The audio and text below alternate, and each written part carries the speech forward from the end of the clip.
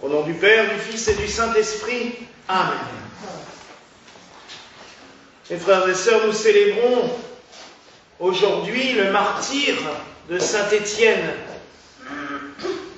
Et je sais ce que nombre d'entre vous se posent comme question, quelle idée de célébrer un martyr le lendemain de Noël, et surtout que nous avons eu le détail de ce qu'il a vécu dans ces dernières heures. Et il faut bien reconnaître que la lapidation n'est vraiment pas ce qu'il y a de plus sympathique. Et pourtant, le lien entre les deux fêtes est pas facile à faire, mais tout de même, il y a quelque chose de marquant entre les deux. Je pense que c'est le verset de l'Alléluia qui résume le mieux. Hier, le Seigneur est né sur la terre pour qu'Étienne naisse dans le ciel. Et dans le bréviaire, ces offices que le clergé lit tous les jours, les leçons de la fête du jour sont tirées d'un sermon de saint Fulgence qui fait tout un parallèle entre hier, la fête de Noël, et aujourd'hui, ce qu'a vécu saint Étienne. Ce parallèle est extrêmement beau.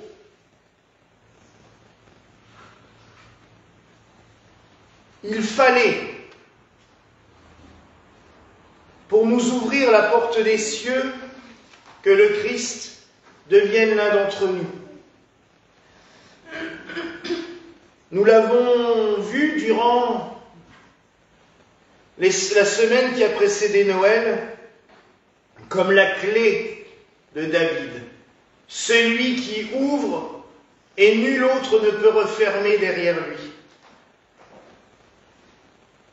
La mort d'Étienne aurait été totalement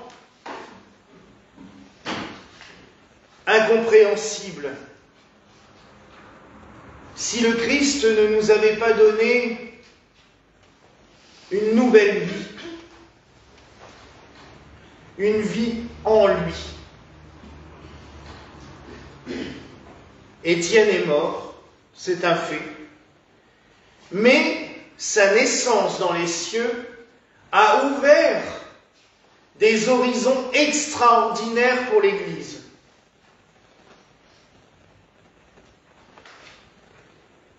Vous avez entendu dans le passage de sa mort que ses vêtements, une fois qu'il a été dénudé pour être lapidé, ont été posés aux pieds d'un jeune homme. Il s'appelle Saül. C'est celui qui deviendra, quelque temps après, saint Paul. La mort d'Étienne, et les pères de l'Église en étaient intimement convaincus, a été le ferment de la conversion de saint Paul quelque temps après. D'ailleurs, la conversion de saint Paul a été placée le 25 janvier, un peu plus d'un mois après la Saint-Étienne, parce que, d'après les Actes des Apôtres, c'est ce laps de temps qu'il a fallu à ce jeune homme qui faisait partie, il n'était pas là innocemment, il ne faut pas l'oublier, saint Paul faisait, quand il s'appelait encore Saül, faisait partie des persécuteurs des premiers chrétiens. Il était un de ceux qui étaient les plus forcenés pour arrêter les chrétiens et les mettre à mort. Il faisait partie de cette espèce de milice. Et quand il part pour Damas, c'est pas pour s'amuser, c'est pour aller persécuter les chrétiens qui sont là-bas. Mais, sans doute, Étienne, auquel il avait assisté au martyre, de là-haut, avait travaillé. Et il a dû dire au Seigneur, celui-là, on peut en faire quelque chose. Et c'est vrai que quand on voit le boulot missionnaire fait par saint Paul plus tard, on se dit que la mort d'Étienne, elle a vraiment été un ferment, une semence. Puisque je rappelle que saint Paul a quand même par la suite fait l'actuelle Turquie, l'actuelle Grèce. On dit même qu'il est allé jusqu'en Espagne. Il a fait une grande partie d'Italie, il a géré la communauté de Rome, et à chaque fois, il évangélisait, il convertissait, il baptisait. Ça a été sans doute l'apôtre le plus actif, avec la foi du converti d'ailleurs, des fois peut-être un peu virulent, monsieur, mais bon, c'est souvent, ceux qui se convertissent sont souvent plus dynamiques que ceux qui étaient à l'origine. Mais pour dire que la mort d'Étienne n'est pas pour rien. Et il fallait, en effet, que saint Étienne naisse dans les cieux, pour que derrière, l'Église tout entière naisse au monde. Ainsi, nous célébrons aujourd'hui, comme hier, une naissance. Et ces naissances, elles sont à célébrer, à fêter. Et je trouve que de se souvenir que saint Étienne a offert sa vie le tout premier pour le Christ, le tout premier en conscience, parce qu'il y a d'autres martyrs qui sont morts avant lui, mais qui n'étaient pas conscients qu'ils mouraient pour le Christ, c'est les saints innocents que nous fêterons samedi soir. Forcément, les bébés de Bethléem ne pouvaient pas savoir qu'on allait tous les assassiner pour le Christ. Celui qui a été martyrisé en tout premier pour le Christ, c'est saint Étienne. Il y a autre chose dans la liturgie de saint Étienne que j'aime beaucoup, outre le graduel que nous avons chanté, mais que nous chantons pour tous les martyrs. Tu as mis sur sa tête une couronne de pierres précieuses, il te demandait la vie, tu lui as donné. C'est la séquence que l'on peut chanter ce jour-là. Elle est très courte. Tes pierres, les voici. Rien n'est si précieux qu'elles. Ton front enrichissant à leur tour enrichi. Ce sont les vrais joyaux dont est fait ton diadème. Après, ça continue. Ainsi, cela nous montre aussi que toutes les pierres que nous pouvons recevoir dans nos vies, et c'est vrai que toutes les difficultés, toutes les galères que nous pouvons vivre, les attaques que nous recevons, sont comme des pierres qu'on nous jette à la figure. Par le Christ, elles se transforment en pierres précieuses, qui ornent notre diadème, c'est-à-dire qui nous aident à avancer vers le royaume des cieux. Royaume des cieux où un jour, nous recevrons la couronne de victoire, la palme de la victoire. Et là, c'est une transformation totale, c'est une métamorphose totale. Mais tout cela n'est possible, encore une fois, que parce que cet enfant est né à Bethléem, il y a plus de 2000 ans, qu'il a révolutionné le monde et qu'il nous a ouvert la porte des cieux. Célébrer la Saint-Étienne, c'est se rappeler que nous sommes toutes et tous appelés aussi à la sainteté par diverses formes. Je vous l'ai déjà dit, moi personnellement, je ne suis pas candidat au martyr, c'est pas votre envie. Je pense qu'aucun d'entre vous n'a forcément envie d'aller se faire lapider ou couper la tête ou toutes les autres petits sévices très charmants. Il y a quelques-uns qui sont là, qui assistent aux messes de semaine, et quand je raconte l'histoire des martyrs, à chaque fois, ça fait frémir, parce que quand on voit la ribambelle des martyrs et ce que les Romains leur ont fait subir, Mais c'est des sommets d'abomination. On se demande même comment on fait pour être aussi sadique. Donc c'est clair que personne n'est franchement candidat au martyre. Mais nous sommes toutes et tous appelés à la sainteté. Et la sainteté, bah oui, on est appelé. Après, ça ne veut pas dire qu'on va y arriver, mais on y est appelé. Le Seigneur, tout ce qu'il veut, c'est que nous devenions saints, unis avec lui. À nous d'avancer sur ce chemin. Mais, vous savez, si on ne vit pas un martyr comme Étienne, ou comme Sainte Cécile, ou comme Saint Sébastien qui est là-haut, bah, tout ce que nous pouvons vivre dans nos vies, des fois, c'est des petits martyrs. Les petites attaques, les piques, les souffrances, ce que les autres nous font subir des fois, même pour notre foi. Hein.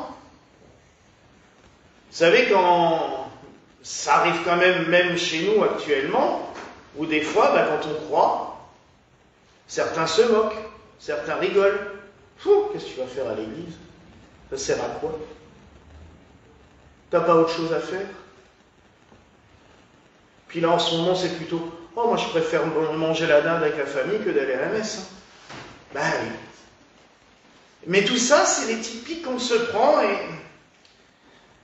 des fois, on fait le dos rond, on rigole, puis on dit « bon, pense ce que tu veux. » Mais mine de rien, c'est quand même toujours comme des petites pierres qu'on se prend dans la tête. Puis, ben, à un moment donné, le fardeau de pierre, il est lourd. Et on ne sait plus comment en sortir. Parce que une pierre, ça va.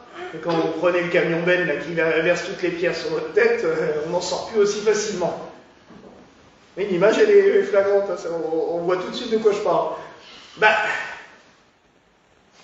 le Seigneur, il nous dit, mais non. Vous avez la force d'en sortir. Et tout ça, bah, ça sera compté pour vous un jour. Et on vous ouvrira la porte des cieux.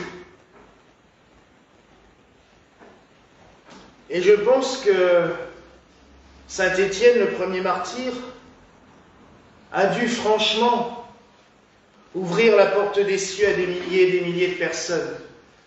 Parce que durant sa vie, il était diacre. C'est pour ça qu'il est en dalmatique sur l'icône. Il était diacre, donc il était chargé de la charité. On oublie souvent que le diaconat, dont c'est la fête des diacres, hein, d'ailleurs aujourd'hui, la Saint-Étienne, le diaconat dans le temps, c'était pas juste. Un diacre il n'y a pas longtemps, il m'a dit, j'ai l'impression de faire juste du décor à côté du curé. Parce que même s'il y a le diaconat permanent qui est autorisé maintenant dans l'église romaine, donc eux ils peuvent être mariés, mais selon les paroisses où on tombe, il y en a où on leur fait faire vraiment leur boulot de diacre, donc ils peuvent faire les baptêmes, ils peuvent faire les mariages, ils s'occupent des œuvres de la paroisse, mais il y a des paroisses, et lui c'est à peu près ce qui lui arrive, il me dit, j'ai juste l'impression de faire la plante verte qui décore le curé à côté. C'est pas le but. Étienne était un diacre, je dirais, de plein exercice. On nous parle de ministre de plein exercice maintenant, là. C'était un diacre de plein exercice, il faisait son boulot. Il faisait la charité, les actes des apôtres sont clairs. Il nourrissait les pauvres, il allait voir les malades. On dit même qu'il en a soigné de nombreux. Alors je pense bien qu'arrivé là-haut, il n'a pas arrêté de continuer à le faire. Et Saint Étienne est extrêmement vénéré dans le monde entier. C'est un saint qui a un aura extraordinaire dans le monde entier. Même avant le XIIe siècle, quand on a commencé à appeler les cathédrales Notre-Dame, c'est Saint Bernard qui a inventé le vocable de Notre-Dame en parlant de la Vierge Marie. De nombreuses cathédrales portaient le nom de Saint Étienne. Notre-Dame de Paris, l'église qui a précédé celle qu'a construit Sugère et qui vient d'être restaurée, s'appelait Saint Étienne. À Strasbourg, avant qu'il y ait Notre-Dame, il y avait une église dédiée à Saint-Étienne, là où il y a le collège maintenant, et c'était là que l'évêque rassemblait ses fidèles. La ville de Saint-Étienne porte ce nom à cause de sa cathédrale aussi. Même Vienne, c'est Saint-Stéphane. Stéphane, c'est Étienne en allemand. Et partout dans le monde, il est très vénéré. Alors, c'est pas pour sa vénération que c'est férié aujourd'hui. Le fait d'être férié le jour de la Saint-Étienne, ça n'a rien vraiment de spirituel vis-à-vis de notre saint. C'est parce que c'est le deuxième jour de Noël et que ça permettait aux domestiques d'aller à la messe. Comme ils n'avaient pas pu y aller le jour de Noël parce que il fallait bien qu'ils fassent à manger pour les autres, on leur laissait le 26, où là c'est eux qui avaient congé, qui pouvaient aller aux offices de Noël. C'est pour ça aussi qu'on appelle la Saint-Étienne le deuxième jour de la Nativité. Et que c'est solennisé, c'est férié chez nous, c'est férié en Allemagne, une partie de l'Allemagne, en Italie, en Grande-Bretagne. Mais c'était vraiment plus une question pratique. Mais il n'empêche que Saint-Étienne a une importance toute particulière. Nos frères orientaux le célèbrent aussi avec grand faste parce qu'ils l'appellent, selon leur terme, le proto-martyr, le premier martyr, qui nous a ouvert, et comme je vous l'ai dit avant, il nous a vraiment ouvert les portes d'un monde nouveau. Un monde où lui peut nous dire qu'importe ce que vous vivez comme persécution, comme épreuve dans la vie, le Seigneur est là. Moi, je l'ai vu dans la gloire. Et c'est vrai, hier, et c'est ce que saint Fulgence disait dans son sermon, hier nous avons contemplé la gloire du Fils de Dieu fait homme dans la crèche. Aujourd'hui, saint Étienne contemple les cieux ouverts et le Fils de l'homme debout à la droite du Père. Car il ne faut pas oublier, et je l'ai répété souvent durant ce week-end, que l'un va avec l'autre. Cet enfant qui est né à Bethléem, Dieu fait homme, le Verbe de Dieu fait chair, c'est le même qui va mourir sur la croix. C'est le même qui ressuscitera des morts le matin de Pâques. C'est le même qui montera aux cieux pour nous ouvrir la porte des cieux. Ça, c'est exceptionnel. Et il ne faut pas l'oublier. C'est vrai que des fois, on fait un petit peu une dichotomie là, entre le bébé de Bethléem et puis Jésus sur la croix. Mais c'est exactement cela. Et je vous ai parlé avant-hier soir, pendant la messe de minuit, du bois du berceau de Jésus que Mère Birgit avait comparé avec le bois de la croix. Je suis tombé hier soir, je n'avais pas dû assez prier toute la journée, je suis tombé sur un texte de Saint Bernard que j'ai lu, qui allait encore plus loin que le parallèle entre le bois de la croix et le bois du berceau. Il disait, mais même les langes de l'enfant Jésus, c'était la préfiguration du linceul du Christ. Et vous remarquerez aussi que le Christ est né dans une grotte à Bethléem. Je rappelle, oui, qu'à Bethléem, c'était une grotte. Alors, on fait notre petite maison, notre petite étable en bois, là, mais non, c'était bien une grotte. Il est né dans la grotte du tombeau, la grotte de Bethléem à minuit. 33 ans plus tard, il est ressuscité en pleine nuit dans la grotte du tombeau. Tout, dès la naissance de Jésus, nous était présenté. Tout ce qu'il allait vivre était figuré. Alors, mes frères et sœurs, accueillons cet enfant qui est né. Accueillons notre Sauveur. Accueillons le Christ, vainqueur. Lui qui nous ouvre les portes de la vie. Lui qui détruit nos tombeaux. Lui qui transforme les pierres que nous recevons en joyaux. Lui qui a accueilli Saint Étienne dans la gloire des cieux. Lui qui un jour aussi nous accueillera toutes et tous dans sa gloire. Voilà la grâce que je nous souhaite en ce jour au nom du Père, du Fils et du Saint-Esprit. Amen.